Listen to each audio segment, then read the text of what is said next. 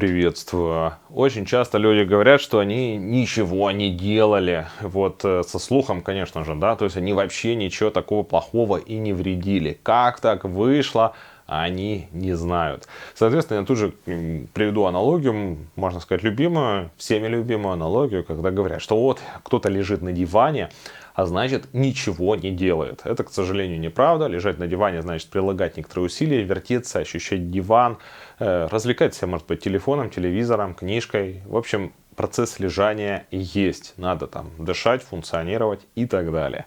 Соответственно, если мы говорим про слух, то слух это такой специфический орган чувств, который все время держит внимание к звуковой составляющей реальности. То есть я несколько напомню, что есть нервная система, она главная в организме, и, соответственно, во главе ее мозг, и нам надо получать слуховую информацию о происходящем. И слух даже несколько быстрее зрения в каких-то вопросах, что мы можем услышать разницу где-то в 1/200, 1/300 секунды. То есть и быстрее среагировать, что что-то начало происходить. Ну, можно сказать, что это скорее импульсы, да, но мы замечаем небольшую разницу, мы все время предельно внимательны. И, в общем, специфическая штука это слух. Конечно же, зрение лидирует, но слух крайне важен. Соответственно, возникает вопрос, а что делают люди? Тут же выясняется, что как только началось некое падение, то нередко оно остается без внимания. То есть, например, человек начал слышать не до 20 тысяч Гц легко, а до 14.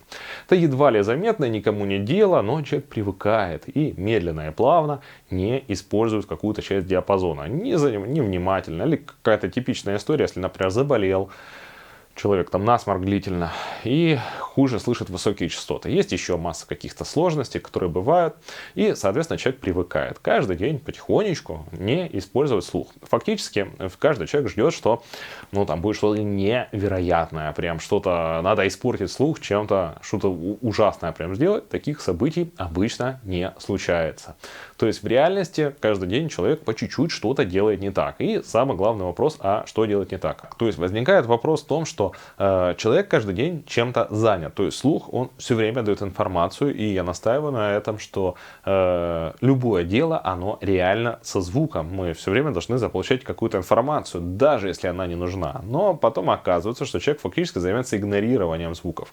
И тут я могу предложить еще одну аналогию, такую забавную. Давайте мы предположим, что мы будем какими-то почти шпионами, да, и будем смотреть издалека в какую-то там, давайте в дом, в квартиру, в общем, в окно. И вот мы видим, естественно, нам доводят какие-то сводки, там какой-нибудь жучок стоит, да, и нам говорят, ага, открывается дверь, по звуку, да, допустим, нам текст присылают, или нам просто информируют, сухо так, открывается дверь, вот это происходит, или там женщина что-то говорит, поставили стакан, что-то еще. То есть такая вот история сугубо фактического плана. Выясняется, что практически все люди и социальная такая среда, она направлена на то, чтобы слышать только суть информации. То есть максимально широкая часть по охвату диапазона это речь.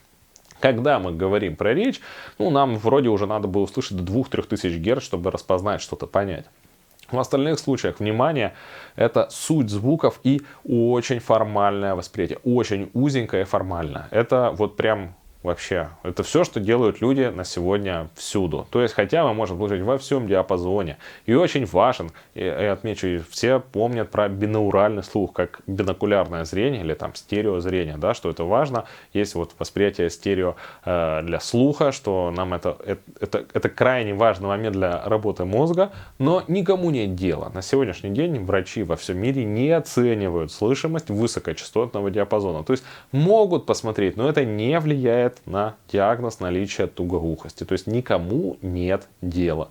И получается, что если мы вернемся немножечко, и я скажу, что давайте мы заставим человека с немножечко плохим слухом, то есть тот человек, который, может, еще даже тугоухости не имеет, мы заставим записывать события, наблюдать, что слышно. Что-нибудь интересное человеку, то я вас уверяю, мы придем вот к той самой картине с биноклем, о которой я вам говорю. Что мы получим, что человек очень сухо запишет какие-то факты и больше реально не какая-то там не преувеличение, больше ничего такого человека интересовать не будет. И это очень важно учитывать, что фактически человек не пользуется. Если мы к этому добавим историю с тинитусом, то есть шума в ушах, то вообще караул будет. Человек будет там 40, 50, 70% времени замечать про шум и ничего из звуков, которые слышны вокруг себя. Что в любом теле и звуке это тайна. Соответственно, на это может дальше уйти 5 или 10 лет, которые называются «я ничего плохого не делал». Что значит не делал?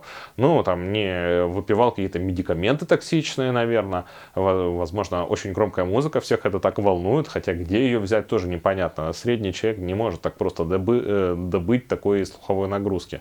Ну, в общем, внезапно оказывается, что практически все падения, они плавно приобретенные, то есть медленно и плавно дело накапливалось. И это называется «ничего не делал». Но, увы, с этим очень сложно согласиться, и поэтому я настаиваю на том, что если вы измените тот момент, ну, то есть свою привычку, скажем так, да, алгоритм использования слуха каждый день на что-то более близкое к состоянию и к возможностям здорового человека, то тогда можно улучшать состояние слуха. Потому что так получается, что если мы детально проанализируем, получится полная история, каким образом можно взять и медленно и плавно навредить себе, испортить слух и назвать это «я ничего плохого не делал».